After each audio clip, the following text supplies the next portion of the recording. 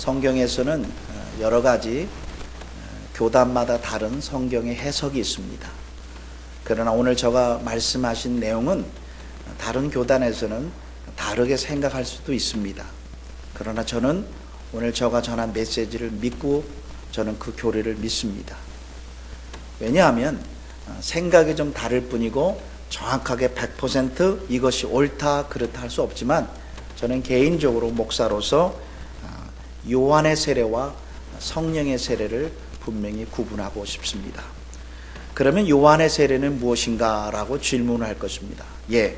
복음이 증거되고 주 예수 그리스도의 이름으로만 세례를 받는 것을 요한의 세례로 합니다. 우리 16절을 한번 보겠습니다.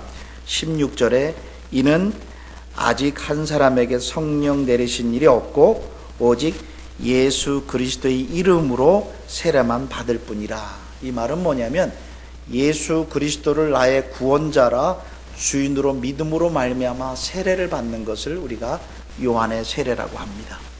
근데 성경은 요한의 세례만 알 뿐이라 라는 표현을 씁니다. 이 말은 뭐냐면 많은 사람들이 특별히 사도행전 18장에 보면은 고넬료라는 아볼로라는 목사님이 그는 성경에 능한 자고 그는 아주 학문에도 능한 자고 그가 예수에 관해서만 전하였더라. 그는 요한의 세례만 알 뿐이라 라고 했습니다. 그 이후에 브리스글라와 아굴라라는 평신도 부부를 통해서 다시 한번 온전한 복음을 듣습니다.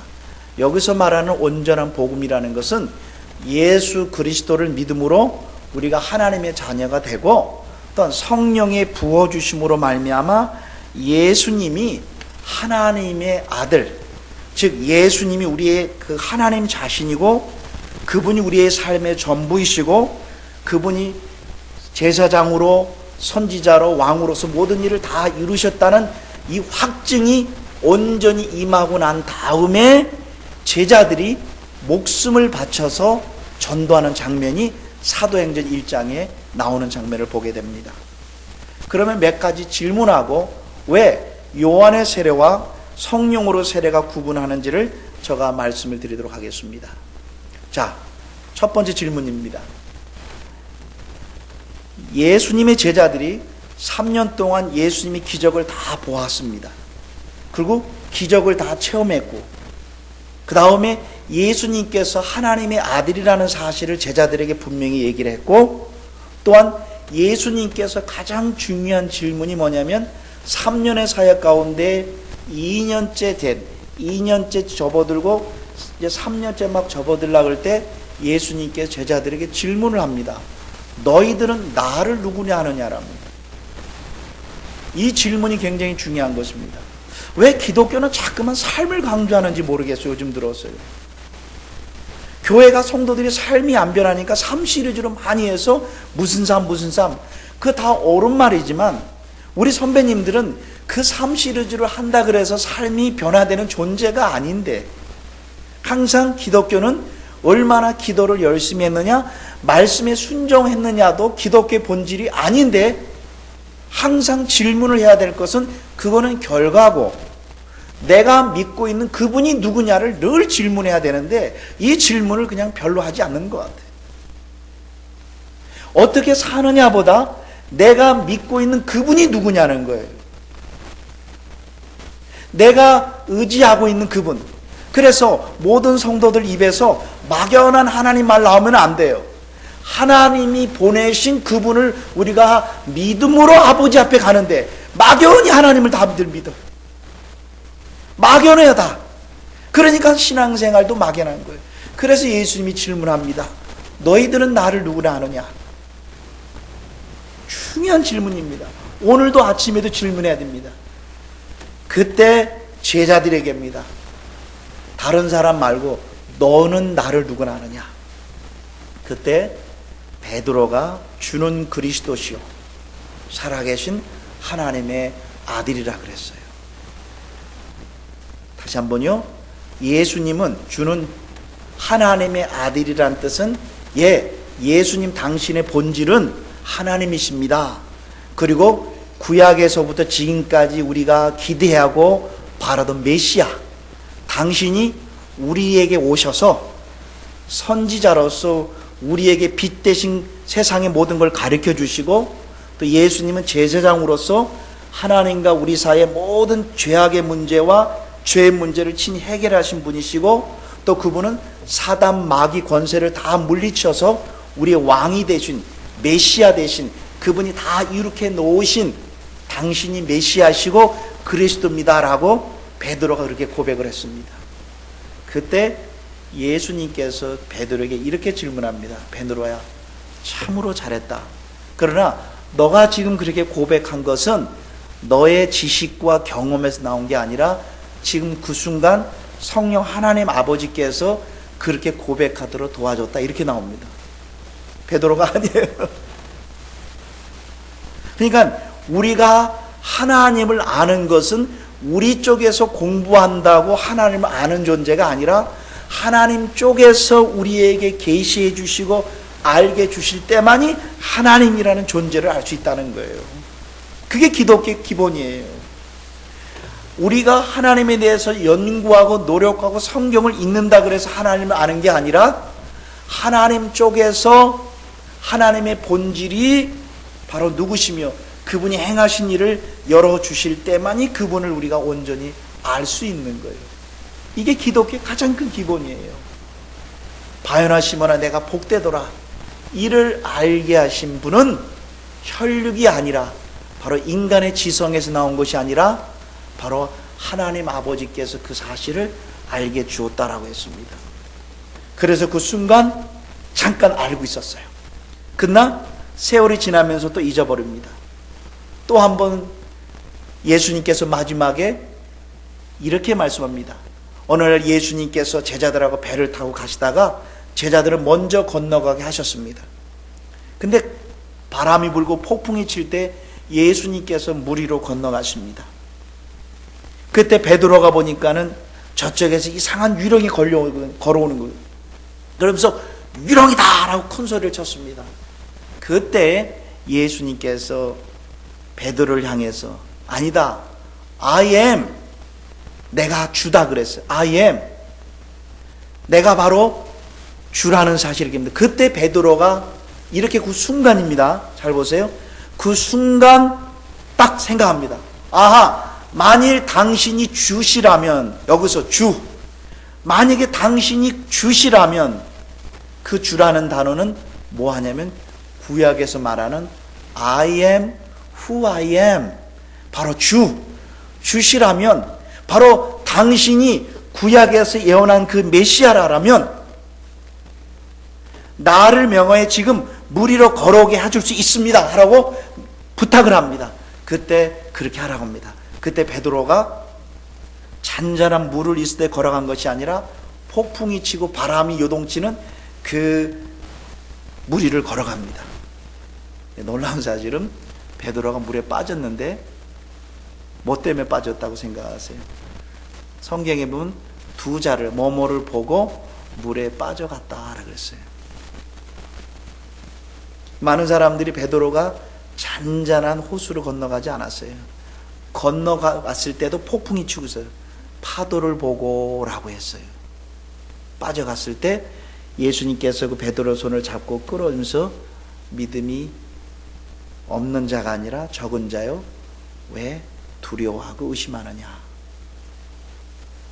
이 사실을 누구보다 베드로는 경험을 했어요. 그래서 이런 말을 합니다. 나도 베드로처럼 예수님이 살았던 시대처럼 오병이의 기적을 그런 걸 경험했더라면 나는 지금보다 더 예수님을 잘 믿을 것이라고 얘기했지만 절대 그렇지 않습니다. 기독교 진리는 미리 얘기합니다. 성령 하나님이 부어주심으로 예수님에 대한 확증을 성령이 주지 않으면 21세기 너희가 박사학위 100개 받아봐라. 사람은 성경을 달달 외워봐라. 너희가 나에 대해서 믿어지는 게 아니라는 거예요. 근데 오늘날 이걸 잃어버렸어요. 뭘 연구를 많이 하고 많이 알면은 하나님에 대해 알 것이라는 착각 속에 너무 지금 살아가고 있어요. 근데 우리 목회자도 그렇게 살아가고 있지만 죄송하지만 우리 성도님들도, 목회자도 바보고요, 성도님들도 바보예요. 왜 목회자를 뽑을 때 정말 그리스도 중심, 정말 십자가 중심보다 벌써 학위를 보고, 그러니까 다 속는 거예요. 목회자도 속고 성도도 속고 다 갖춘 거예요. 그것이 하나님을 알아가는 유일한 길이 아닌데. 그래서 베드로가 그 이후에 어떻게 됐습니까? 예수님께서 십자가 못 박혀 죽으실 때 베드로와 그 11사도가 run away, 도망갔습니다. 도망간 이후에 나중에 예수님께서 부활하시고 실제로 다시 한번 몸에 이 육체가 실제로 부활하신 장면을 12제자들에게 친히 보이시고 도마에게 옆구리를 보여주시면서 실제로 모든 걸 다 보게 하셨고, 마지막에 상상을 해보세요. 제자들이 보는 앞에서 하늘의 승천까지 하면서 내가 다시 온다고 이런 보겠습니다. 그거를 다 보고 난 후에 제자들이 모여서, 자, 이거 바로 확실하다. 야, 이처럼 확실한 증거가 없다. 이제 우리 모두 복음 전하러 나가자! 이렇게 했을까요? 아니면 그 이후에 고기나 잡으러 가자 했을까요? 그럼 뭘 더 보여줘야 돼? 지금 21세기에 여기 죽었다가 살아났던 요즘 이초성 목사님이 뭐 귀신이 나가고 뭐 병진자가 그거 수천 번 봐도 그 다음날 그 집사님들 집에 가서 믿음 없어요. 많은 사람들이 착각해.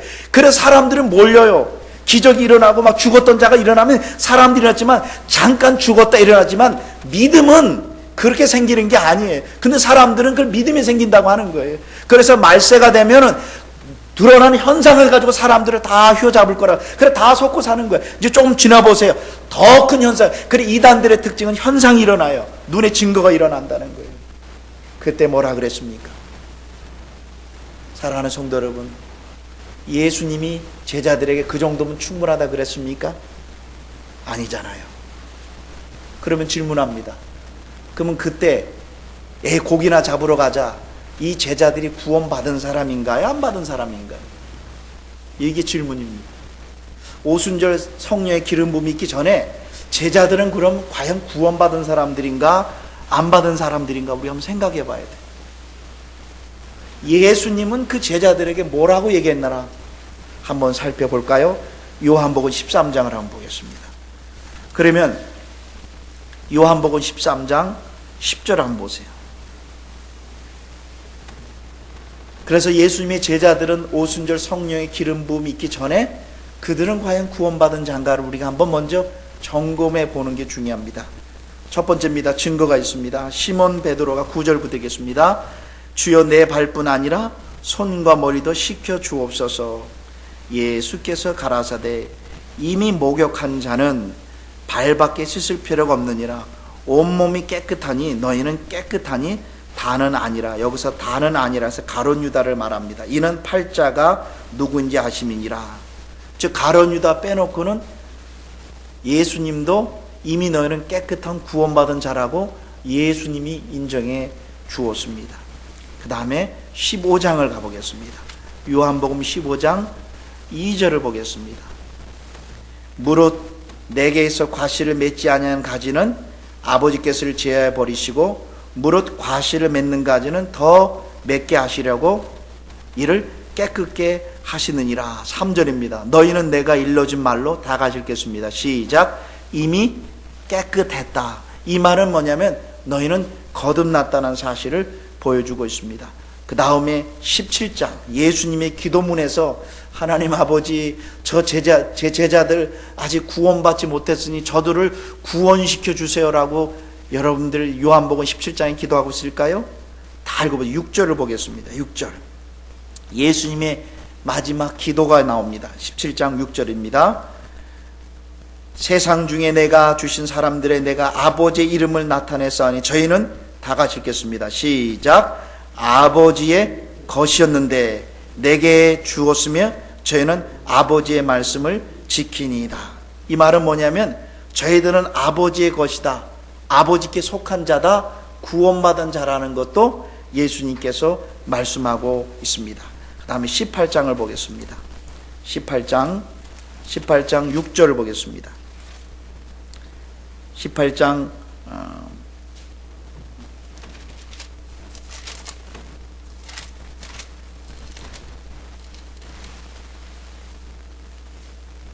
아니죠. 18장.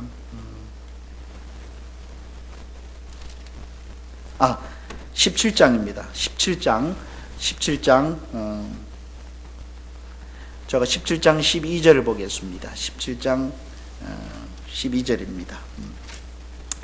내가 저희와 함께 있을 때 내게 주신 아버지 이름을 저에게 보존하와 지켰나이다. 그 중 하나도 멸망치 않고, 제자들을 말하죠.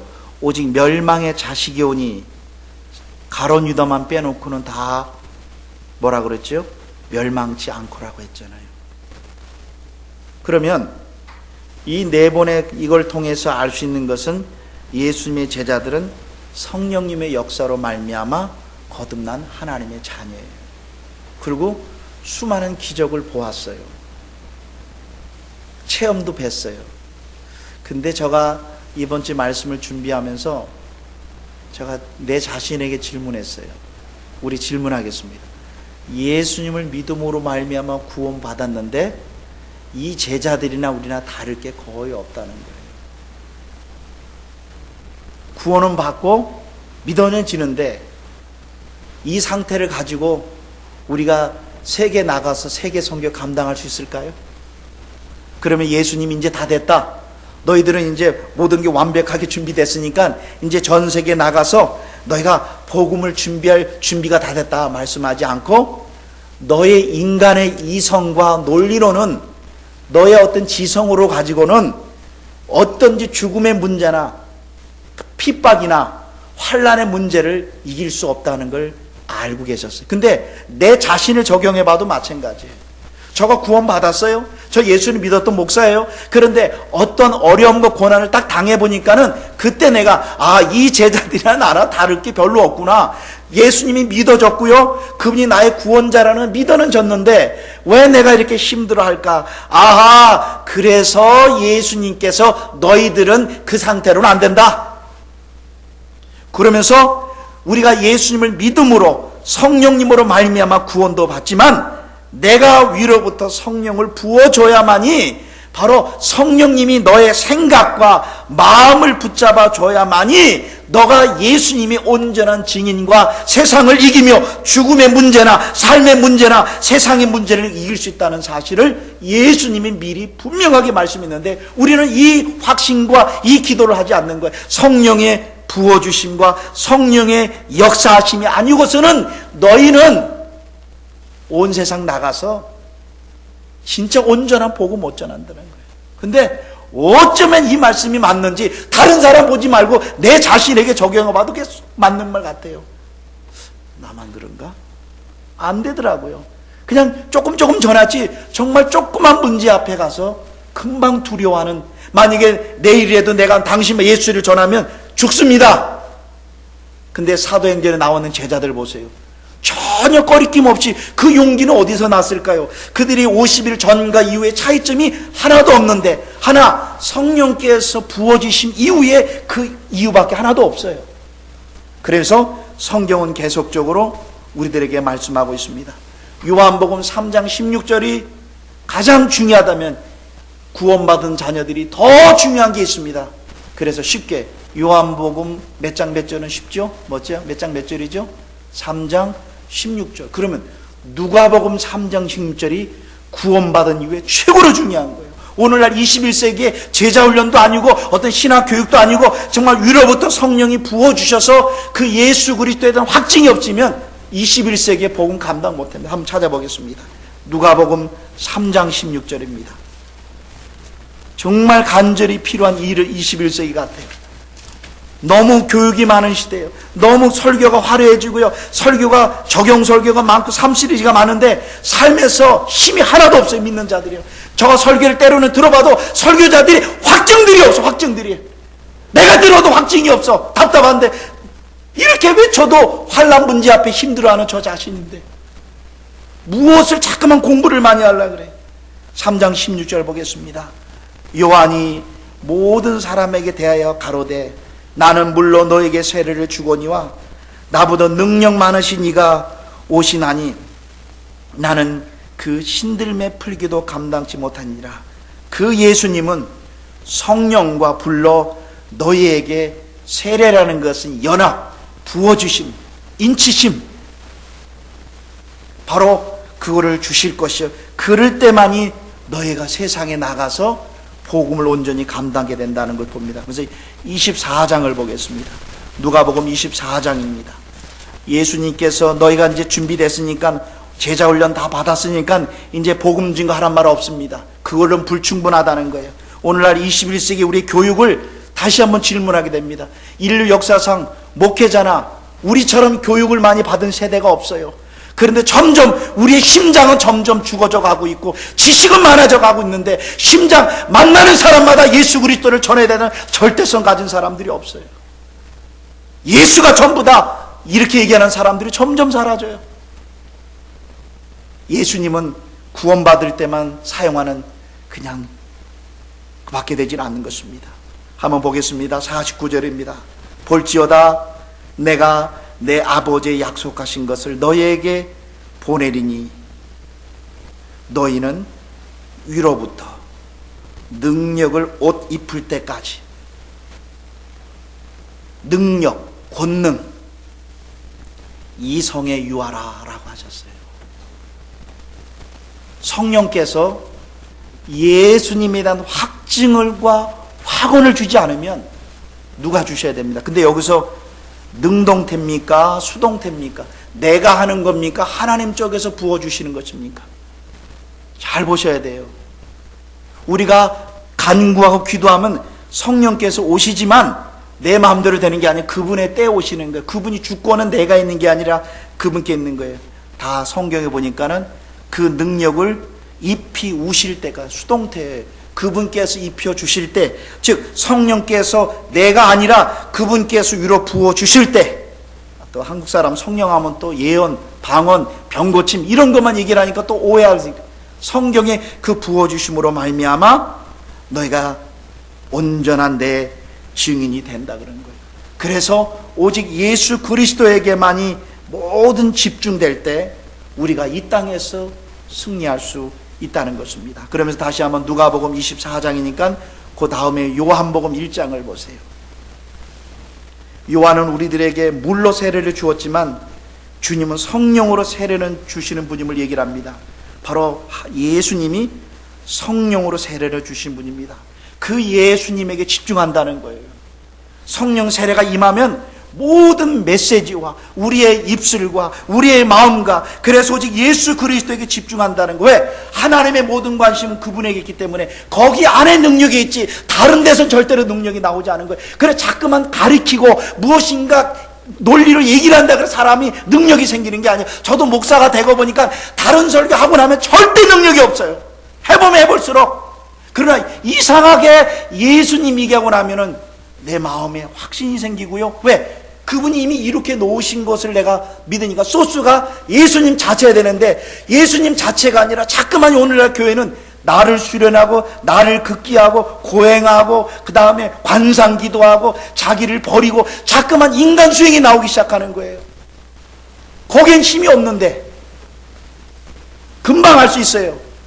성령이 임하셨다는 금방 증거는 모든 초점을 전부 예수 그리스도의 소스와 근원이 거기 있기 때문에. 한번 볼까요? 16절을 보겠습니다. 우리는 다 그 예수님의 충만한 데서 받으니, 계속 받으니, 예수님 자체가 충만이에요. 왜? 그분이 하나님이시고요, 그분이 이 세상의 창조자이시고요, 그분이 역사를 주관하시는 분이시고요, 그분은 모든 것을 주관하시는 나의, 거기서부터 온다는 거죠. 우리는 다 예수님의 충만한 데서 받으니 은혜 위에. 그래서 그 예수님을 알면 알수록 내 안에 나타나는 건 은혜밖에 없다는 거예요. 은혜밖에. 여기까지 온 것도 은혜예요. 내가 하나님 앞에 당당히 서는 것도 은혜예요. 내가 이런 놀라운 기쁨을 갖는 것도 그분으로부터 오기 때문에 나는 없어요. 나는요, 나는. 그런데 이상하게 교회가 갈수록 잠깐만 왜 내가 많아지는지 모르겠어요. 왜 내 훈련, 내 자아, 내 경험. 종교예요, 종교예요. 또 있습니다. 율법은 모세로 말미암아 주신 것이요 은혜와 진리는 예수 그리스도로 말미암아 온 것이라. 따끔한 소스를 산기도 가서 막 강구해서 일식으로 갈 때 거기서 능력이 오는 게 아닌데, 그러면서 지난번에 우리가 말씀을 나눴던 말씀을 한번 깊게 생각해 보겠습니다. 나는 생명의 떡이니라. 이거 중요합니다. 더 중요한 게 그 다음 구절이라 그랬습니까? 누구든지 예수님에게 계속적으로 오는 자는 결코 배고프거나 갈증을 느끼지 않는다. 그런데 수많은 저를 포함해서 목회하면 할수록 갈증을 느껴요. 해도 뭔가 온전한 프로그램이 없어요. 이번에 목사님들 간증 들어보세요. 그렇게 많은 프로그램 해도 만족함이 없다는 거예요. 근데 뭐라 그랬습니까? 내가 진짜 사람들에게 우리 생명의 떡이기 때문에, 영어로 보니까는 진행형이에요. 예수님 내게 오는 자는 너는 결코 not hunger, not thirsty, 절대 갈증을 느끼지 않는다 그런 거예요. 두 번째로, 예수님은 생명의 빛이기 때문에 주 예수님을 계속 따라가는 자는 follow me입니다. 절대 어둠 속에 다니지 않는다 그런 거예요. 중요한 포인트는 나는 생명의 빛이다, 이거 중요한 게 아니라 그 생명의 빛 되신 주님을 계속적으로, 영어로 보니까는 come follow me, 계속 따르는 자는 바로 그분 자체가 힘이요, 그분 자체가 나의 모든 것이기 때문에 우리가 어둠 속에 다니지 않는다 그랬고, 세 번째로 예수님은 나는 양의 문이니. 왜 교회 안에 있는 사람이 10명 중에 7명이 왜 구원의 확신이 없을까요? 참 신기한 게요. 교회 안에 있는 사람들이 왜 10명 중에 7명이 확신들이 없어요? 이 정도인데요. 아니, 그 정도 되는 사람에게 무슨 삶 시리즈 설교해서 삶을 바꾸겠어요? 아니, 내가 구원받았다는 이해도 안 되는 사람에게, 나 같은 사람, 그럼 뭐라 그랬어요? 나로 말미암아 오는 자는, 지금 한국에 지금 큰 교단끼리 막 지금 싸우고 붙었습니다. 막 싸워요. WCC 부산 총회 집회를 해야 되느냐 말아야 되느냐, 지금 이미 장소도 다 했는데 아니다 하면 안 된다 해다 막 싸우는데, 이게 뭡니까? 예수님만이 구원의 길이 아니다, 구원은 오직 예수로만 가는 길이 아니다고 믿는 단체거든요. 세계 기독교 총연합회. 세계 종교올림픽이 한국에 열리는데 한국은 지금 완전히 지금 콩가루가 돼버려요. 콩가루가 됐어요. 그게 이슈가 나올 겁니까? 교회 안에서 호모나 게이를 인정해야 되냐 인정하지 말아야 되냐, 이 이슈가 나와야 됩니까? 있을 수 없는데 이제는 다 들어왔잖아요. 분명히 뭐라 그랬습니까? 나로 말미암고는 내게로 들어올 자가 구원을 받을 수가 없다고 분명히 얘기하셨는데도 정말 똥을 먹어서 그런지 목사님들도 그렇게, 그런 목사님들 마지막에 돌아가실 때 한번 봐야 돼요. 그 예수님이 그분들에게 얼마나 영혼의 평안을 줄 것인가. 네 번째로, 나는 선한 목자라. 나는 내 양을 알고 들어가며 나오며 꼴을 먹느니라. 분명히 내가 공급해 주겠다 그랬어요. 다섯 번째, 나는 부활이요 생명이니 나를 믿는 자는 죽어도 살겠고 죽어서 나를 믿는 자는 영원히 죽지 않는다고 분명히 한 분에게 초점됐고, 여섯 번째, 내가 곧 길이요 곧 진리요 곧 생명이니 나로 말미암지 않고는 절대로 아버지께로 나가는 자가 이 세상에 한 사람도 없다. 그러면 온전한 예수님을 모르고 기도 많이 하는 사람은 불교에서 말하는 기도랑 다를 게 없어요. 우리 기도의 모든 근거와 확신은 뭐로부터 오는 겁니까? 예수님이 이뤄놓으신 것을 근거로가 됐기 때문에 기도가 상달되는데, 우리는 나의 간절한 마음이 기도 상달의 근거로 삼잖아요. 그리고 그렇게 실컷 기도해놓고 실컷 의심하고,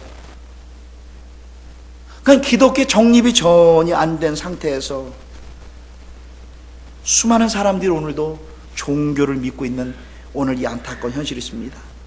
그 다음에 마지막 7번째, 나는 포도나무요 너희는 가지니 저가 내 안에 내가 저 안에 있으면 이 사람은 과실을 많이 맺나니 너희가 예수님 그분 자체를 떠나서는 아무것도 할 수 없느니라. 기독교인이란 예수가 주시며 그리스도라는 진리를 믿는 사람이고요. 여기까지는 다 알아요. 전 이거 모르는. 그 다음에 그 진리를 계속해서 알고 믿는 사람입니다. 여기서 우리가 혼동된 거예요. 그리고 그 예수 그리스도를 계속 붙잡는 생활만이 우리가 살아가야 될 유일한 길인데 우리는 그 사실을 잃어버리고 있다는 것입니다. 요한복음 7장을 한번 펴보겠습니다. 요한복음 7장입니다. 그래서 우리가 그 예수님을 믿음으로 말미암아 성령께서 임하신 7장 37절을 보겠습니다. 요한복음 7장 37절입니다. 제가 읽겠습니다. 명절 끝날 곧 큰 날에 예수께서 서서 외쳐 가라사대 누구든지 목마르거든 참 내게로 와서 마시라. 나를 믿는 자라 그랬어요. 성경은요. 예수님을 믿는 자는 성경의 이름같이 그 배에서 생수의 강이 계속 흐를 것이라. 이는 그를 믿는 자의 밑줄 쳐놓으시면 좋습니다. 예수님을 믿는 자의 받을 성령을 부어주실 성령을 가리켜 함이니라. 예수께서 아직 영광을 받지 못하신 거로 성령이 아직 저희에게 계시지 아니었다. 이 말은 뭐냐면 성령이 아직 주어지지 않았다는 거. 성령 우리 안에 계세요. 그러나 부어주지 않았다는 거예요. 오늘날 21세기에 필요한 교육이 아니라 거듭난 성도들에게 성령의 부어주심으로 말미암아 예수님에 대한 확증, 이럴 때 죽음의 문제도 뛰어넘고 삶의 문제도 뛰어넘고 모든 것을 뛰어넘는 힘이 지식과 경험에서 오지 않고 성령님이 우리들에게 가르쳐 주시고 확증돼 주지 않으면, 우리 사랑하는 성도 여러분, 지난주에 우리 여목사님 설교를 한번 보셨죠?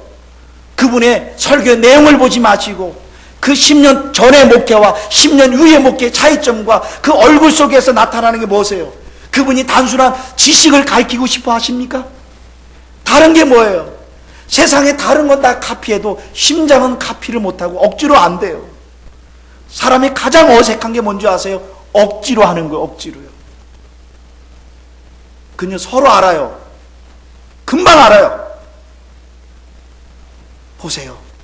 성령님은 우리들로 하여금 예수님에 대한 확증을 줌으로 말미암아, 그래서 그 예수님에 대한 증인을 감당케 하시기 위해서 우리에게 요한의 세례도 필요하지만 성령의 위로부터 성령의 세례를 부어주심으로 말미암아 예수님의 온전한 증인을 감당하게 될 때, 그때서야 세상을 이기고 환난을 이기고 고난을 이기고 세계 선교와 많은 사람들에게 예수의 증인이 감당할 수 있다고 예수님이 직접 얘기하셨는데, 왜 이 성령의 부어주심이 오늘날 교회가 사라졌고, 성령하면 예언, 방언, 병고침, 기적, 여기에 주로 초점했지 성령의 부어주심의 결과가, 그 역사가 드디어 사도행전 1장 8절에 임하지 않았습니까? 다시 한번 보겠습니다.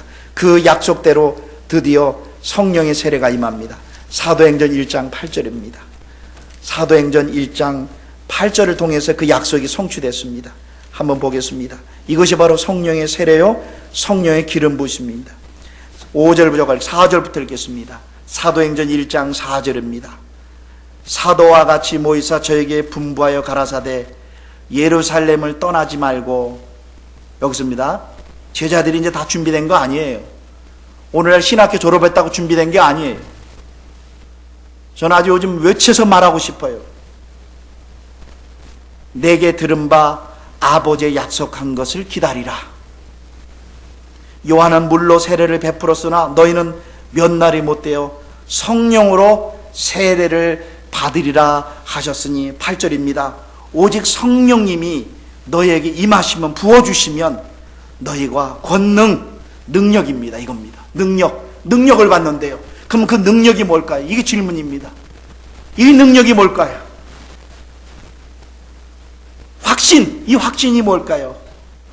바로 예수님에 대한 성령님께서 확증을 주시는 거예요. 그분이 곧 하나님이시고 그분이 나와 함께 하시고 그분은 나를 결코 떠나지 않고 그분은 나의 삶 전체를 이끌어 가시고 그분은 그리스도라는 사실, 그분은 주라는 사실을 성령께서 확신을 주시고 나니까 요거 50일 이후에 제자들이 죽음의 문제 앞에서도 당당히 서잖아요.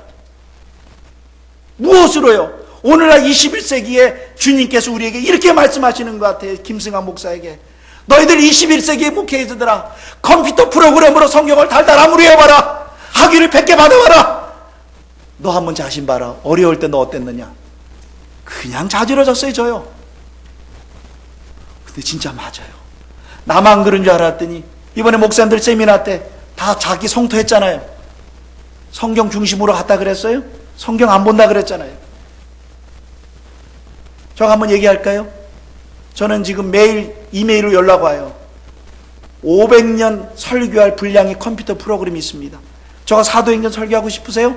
그럼 사도행전 클릭하면 사도행전 1장에서 6절까지 설교, 소대시, 그 다음에 예화까지 다 나와요. 그리고 거기에 딸린 영상도 다 나와요. 설교 준비 하나도 안 해도 500년 목회할 게 있다니까요.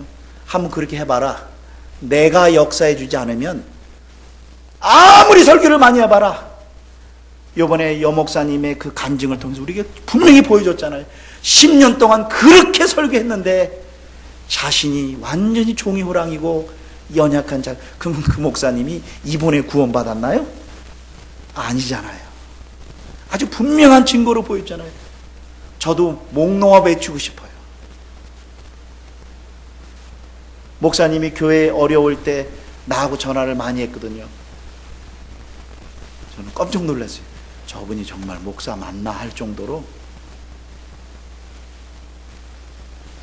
그거 레코딩해서 지금 보여주면 여러분 그때 주일날 설교 안 들었을 건데 얼마나 힘들어하시고 연약하고 근데 그게 부끄러운 게 아니라 그게 우리들의 모습이에요. 그때 성령께서 예수님에 대한 확증을 주시고 나니 얼굴도 확 변하고 자기 영혼에 이 감당할 수 없는 힘. 세미나 끝난 다음에 자기 젊은 목사님들을 저기다가 4명 앉혀놓고 4시간 또 설교하는데 막 불이 토하더라고. 불이 뭐예요? 성경으로 돌아가고 성경에서 예수 그리스도 성령이 부어주심을 사모해야 돼. 그래야만 예수님을 알지 다른 방법으로 하는 거 아니야. 성경으로 돌아가야 돼. 성경으로 돌아가야 되고 여기서 예수님을 발견해야 되고 그 예수님은 성령께서 열어주실 때만이 돼. 다른 거 보지 마. 그러면서 항상 24시간 성경을 한 번도 손에 띄지 않아요. 그래 아는 목사님 아이패드 갖고 오지 마세요. 아이패드가 사람을 더 죽입니다. 목회자들에게는. 성령님이 역사할 시간이 없는 거예요. 근데 사실 그래요. 저도 설교 준비 어디서 하는 줄 아세요? 컴퓨터 앞에서 하지 않고요. 주일날 새벽에 와서 여기 앉아서 기도하며 성경 볼 때 성령께서 정말 자신을 계시하셔요. 뭐예요? 그분 자신이 하나님이라는 사실을 성령께서 마음에 확증을 주시고 사람의 영혼의 변화는 오직 저의 설교에도 있지 않고요. 성령님께서 우리 성도님들 각자에게 예수님에 대한 확증을 주시기 전까지는 환난을 이길 수가 없어요. 그걸입니다. 보세요. 1장 8절 오직 성령이 너에게 임하시면 너희가 권능을 받고 예루살렘과 온 유대와 사마리아 땅끝까지 이르러 예수님이 그래서 성령 세례 주 목적이 뭐예요? 예수님에 대한 확증을 갖고 세상을 이기며 승리하며 그 예수님의 증인 예수님만이 온 세상에 사람들에게 살 수 있는 유일한 길이심을 깨닫고 그 50일 이후의 제자들을 보시겠습니다. 2장 36절을 다 같이 읽겠습니다. 고기나 잡으러 가자 했던 이 사람이 성령의 기름 부으신 이후에 어떻게 변한가 보세요. 고기나 잡으러 가자 했던 제자들이 다 36절 다 같이 읽겠습니다. 시작. 그런즉 이스라엘 온 집이 정령 알지니 너희가 십자가에 못 박힌 이 예수를 하나님이 주와 그리스도와 되게 하셨느니라. 이렇게 확증하며 나아갔습니다. 그 다음에 제자들을 잡습니다. 옥에 가둡니다. 그 다음에 심하게 때립니다. 그 다음에 마지막에 얘기합니다. 다시는 예수님의 이름으로 전하면 너는 사형이다, 죽이겠다 라고 했더니 그들이 도망가며 숨어 따라가지 않고 5장 42절을 보세요. 5장 42절 1차 2차 핍박 감옥에 막 집어넣습니다. 그러면서 40절 적어보겠습니다. 40절입니다. 저희가 옳게 여김을 여겨 사도들을 불러 채찍질하며, 성경에서 채찍질한다는 거 심하게 매를 때린다는 거예요.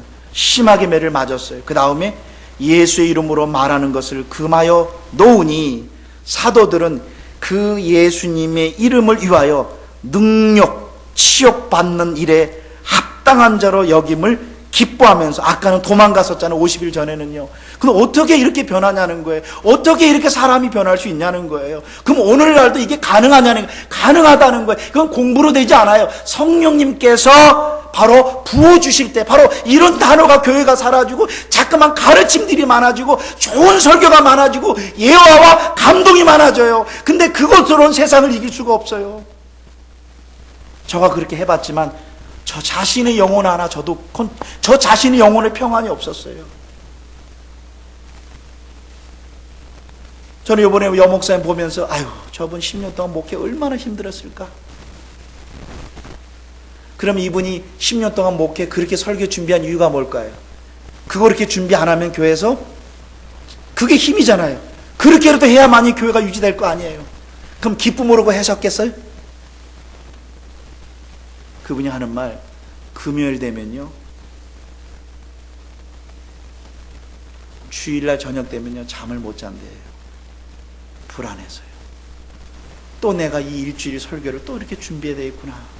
그럼 금요일만 되면 또 불안이 몰려온대요. 나가지도 않고 설교를 하루 종일 준비하는 거예요. 불안하니까.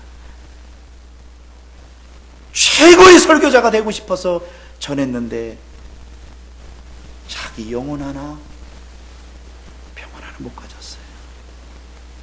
누가 그분에게 돌 던지겠어요? 저는 Thank you. You are real pastor. 자신의 마음을 솔직히, 그때 예수님을 알고 난 이후에, 성령 세례 후에, 지금 이번 집회 이후에 감기가, 자기 생에도 감기가 너무 심하게 들어서 3일 동안 전화가 없더라고. 이상하다. 그래서 제가 전화해봤더니 누워 계시더라고요. 저는 알아요. 그 코 맹맹 소리를 가지고 지금도 불을 토했을 거라고 저는 상상이 가요. 딱 하나예요. 오늘날 21세기에 성령의 부어주심을 사모해야 돼요. 그래서 그 예수님에 대한 확증을 이해로 되는 게 아니라 성령께서 그 예수님이 하나님이시다, 내가 그 하나님을 믿기 때문에 내 생명은 그분께 달려있다라는 걸 확증을 주시는 거 보세요. 42절 다 같이 읽겠습니다. 시작. 저희가 날마다 성전에 있든지 집에 있든지 예수는 그리스도라 가르치기와 전도하기를 쉬지 아니라는 거예요. 쉬지 않은 거예요. 이것만이 모든 것이기 때문에 이것이 바로 오늘날 21세기의 성령의 기름 부으심입니다. 절대로 필요한 거예요. 그러면서 8장 해보겠습니다. 8장 오늘 본문입니다. 8장 12절입니다. 빌립이 하나님의 나라와 및 예수 그리스도 이름을 관하여 전도함을 저희가 믿고 남녀가 다 세례를 받느니라. 그리고 8장 1절을 보겠습니다. 8장 2절입니다. 경건한 사람들이 스테반을 장사하고 유하여 크게 울더라. 사울이 교회를 잔멸할세. 아예 그냥 이 송두리째 뿌리 뽑는다는 게, 각 집에 들어가 각 남녀를 끌어다가 옥에 넘기우니라. 그 흩어진 사람들이 두루 다니며, 다 같이 읽겠습니다. 시작. 복음의 말씀을 전할세. 구원 전한 게 아니라 예수님이 주시며 죽음 앞에서도 뛰어넘을 힘이 생겼어요. 그래서 이 빌립이라는 평신도 집사가 내려가지 말아야 될 곳을 내려갔어요. 어디입니까? 사마리아 성 내려가면 안 돼, 유대인들은요. 근데 어디로 내려가요? 사마리아 성에 내려가서 복음을 전했어요. 그리고 되게 사도들도요, 사마리아 성 내려가면 안 돼요. 거기는 들어가면 큰일 납니다. 욕먹어요. 거기 들어가서 복음 전하면 큰일 납니다. 왜? 전하긴 전하되 그들은 아주 그냥 무시를 당했잖아요. 그런데 거기서 보세요. 사도들이 14절입니다. 예루살렘에 있는 사도들이 사마리아도 이 말을 썼어요. 사마리아도 하나님의 말씀 받았다함을 듣고 베드로와 요한을 보냅니다. 그들이 예수를 믿었다는 거예요. 옛날에는 요한이 그곳에 복음을 받아들이지 않으니까 어떻게 했어요? 하나님 불을 내려서 다 태워버려 죽이세요. 이렇게 기도했던 요한이라는 사람이 자기가 성령의 불을 받고 예수를 알고 난 다음에 베드로와 같이 자기 사마리아로 내려가잖아요. 그들에 내려가 저희를 위하여 성령 받기를 기도하는 거예요. 여기서 성령 받기라는 뭐냐면 성령이 부어주심으로 말미암아 예수님에 대한 더 큰 확증을 달라고 기도하는 거예요. 그거 어떻게 할 수 있느냐? 16절을 보면 압니다. 이런 아직 한 사람에게 성령 내리신 일이 없고 아직 성령이 기름 부심이 없고 이 다음이 중요합니다. 다 같이 읽겠습니다. 시작. 오직 주 예수 이름으로 세례만 받을. 그럼 이 사람들 구원 받은 사람들이 안 받은 사람들이에요? 구원 받은 사람들이잖아요. 그러면 우리 개인에게 적용해 보겠습니다. 우리 자매님들에게. 자매님 구원 받았어요. 근데 지금 자매들에게 필요한 게 뭐예요? 정말 이웃들에게 온전한 복음의 자 즐거운 되던가요? 맞아요. 안 돼요. 지식은 알 수 있어요.